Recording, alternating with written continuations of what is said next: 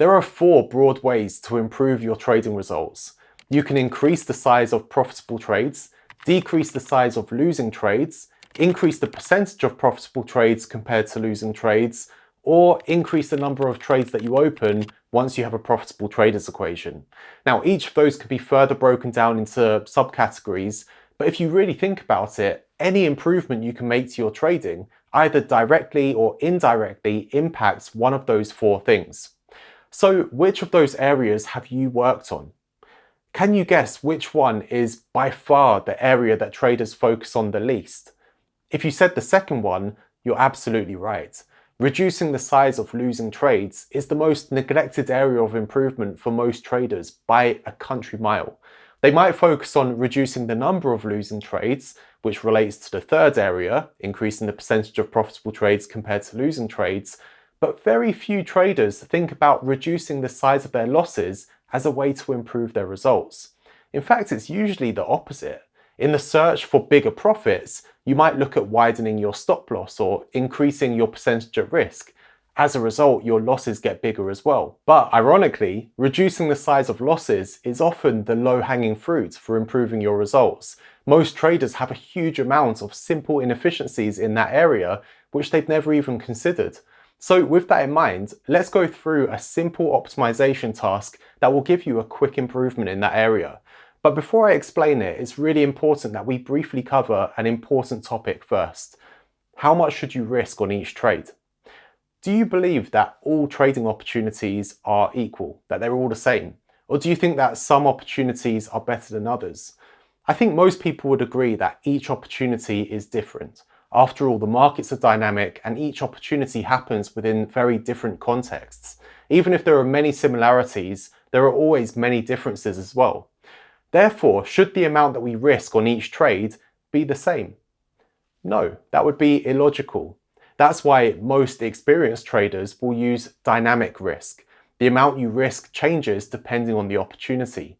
Now, if that's a new concept to you, you can watch a video up here to find out more about it. So if you are using dynamic risk, how do you decide whether to risk more or less on one opportunity compared to another? Have a think about how you're currently making that decision. A really common way is to base the decision on the size of the potential profit, so risking more when there's huge potential upside. But that approach is mainly driven by greed and doesn't consider other important factors, like what if the loss is also potentially huge? What if the probabilities of the potential outcomes mean that overall it only has a slightly positive or even negative expectancy? And if you're not already assessing opportunities in that way, where you consider the potential outcomes and estimate the probabilities, and you want to understand more about how to do that and why it's important, check out the free trading masterclass that's linked down below in the description box. Now, a logical answer to this decision-making process would be to base your percentage at risk on either the expectancy of the trade, the probability of a profitable outcome, assuming the expectancy of the trade is already profitable, or a variation of both. So for example, if you base it on expectancy, you're risking more money on the trades that are expected to generate a higher profit once the risk and probabilities are factored into the equation. And this is the basis of the Kelly criterion, which gives you the optimal position size to maximize an opportunity. However, in a previous video, which I'll link up here, I explained why the 2% trading rule is so effective. That's this age-old rule that you shouldn't risk more than 2% on a single trade. And one of the main reasons for that is the psychological aspect of going on a losing streak or experiencing a steep drawdown. So with that in mind, if you're basing your amount at risk on expectancy, in some cases you might be risking more on trades that have a low probability for each individual trade, but a high expectancy overall. And with those trades, over the long term, you'd expect to have a significant profit, but you're likely to have to endure a long string of losing trades before you get to that. And in that case, when we think about the psychological aspect, it may in fact be better to base your percentage at risk on the probability, as long as the overall trade still has a positive expectancy. But anyway, that's a discussion for another day. There are arguments for both sides, but hopefully you can see that it's logical to change your risk percentage for each opportunity, and that it shouldn't be based on just the potential upside, but also probabilities, the potential loss, and so on. So either expectancy or probabilities or a mix of both. So assuming you've been doing that already, or you're planning to start doing it, let's get into that simple optimization task that you can start doing. I call this a risk calibration, and it's really simple. You're going to assess whether you've been applying the correct percentage at risk to your trades and then making any adjustments if you find that you're not. So what you need to do is create a spreadsheet, and you're going to add all of your trades in order of the percentage at risk. Now, if you've got a lot of trades, you can group these together by increments, like 0.1% at risk or something like that. So here in this example, you can see we're doing it by every 0.1%.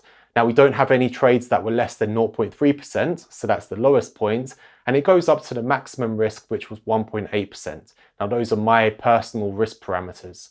Now, if you're not grouping the trades, you'll need to add a column with some sort of trade ID, and I'd recommend doing it by the asset and the date so that you can easily find what each of those trades are. If you want to explore it further, you can find it in your trading journal or however you're tracking your trades, much easier that way.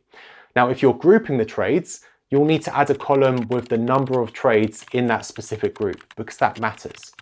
Then you need to add a column for the measure that you're basing your percentage at risk on.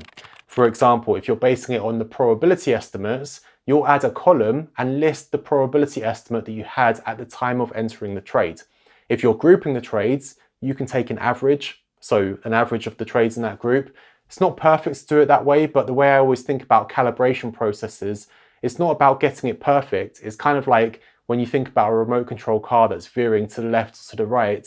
When you turn it over, you have that calibration to sort of correct it one way or another.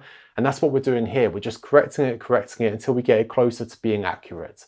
And basically, through this process, either right now or at some point in the future, when you are correctly calibrated, you should find that the measure you're basing your risk on is correctly aligned with the percentage at risk. So if one's in ascending order, the other should be in ascending order as well, and there are none that are sort of standing out. If that's the case, great, you're correctly calibrated. But if it's not the case, there are some steps that you can take. So the first step is to go back through the trades and adjust the risk percentages to what they should have been if you were correctly calibrated. So if you find that one is out of place and it should have been 0.7% at risk, but actually you did 1%, change it to 0.7 and then look at when you make all of these changes, how it impacts your performance. If it improves your performance, then you know that you need to recalibrate and that's going to be a solution to that. But if it negatively affects your performance, so it was better before you tried to calibrate, you might want to investigate further to see if there are other areas that need to be improved. And we'll discuss that more in a moment. But if you find that you do need to recalibrate, the next step is to figure out a simple approach that will keep you more consistent in how you're applying the risk percentages for your opportunities. Now, whenever you're consistently missing something important with your trading, I recommend using a checklist to instill the right actions until it becomes second nature. So when you have a checklist, you don't need to use it forever unless you want to. You just use it until it becomes like automatic, that you don't have to think about it. You use it to correct mistakes.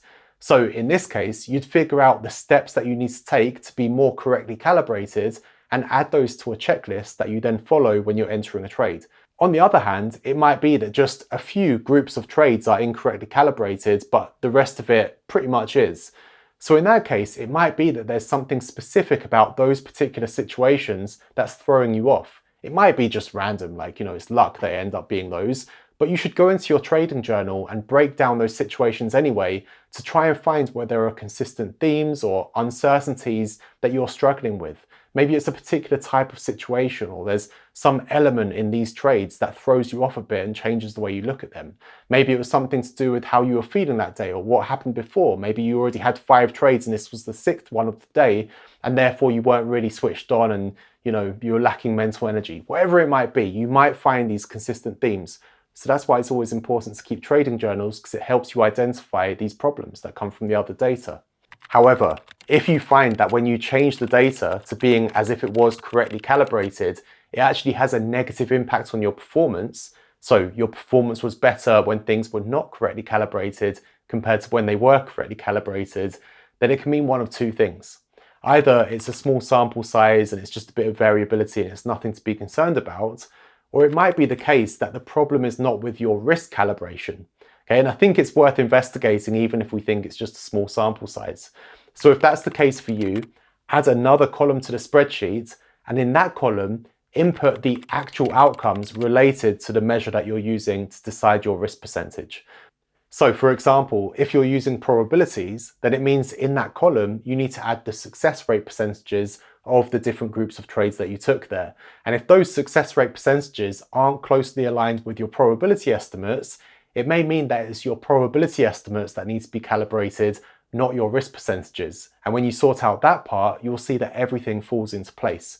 And that probability calibration is something that we'll cover in a separate video. Now, of course, this is a simplified approach so that we could go through it together in this video, and there may be other things that you have to consider when you're going through it with your own trading, but the steps that I've outlined are just to get you started. But then you may need to dig deeper into other areas of your trading to truly understand what's going on there. But the purpose of this simple optimization task is to see whether you're genuinely risking more on the opportunities that you should be risking more on and not on the ones that you shouldn't. And just one final important point. Whenever you're working with data or trying to figure things out with your trading performance, always make sure that you're starting off with an appropriate sample size. If you only have a few trades, you won't be able to come to any sort of meaningful or reliable conclusion. So if that's the case, your first step might be to collect a bigger sample size before you go through this process. And if you want to know more about the right sample size to use, watch the video there at the top. And if you want to know how to collect more data in a shorter space of time, it's covered in the detailed guide that's linked at the bottom. Thanks for watching.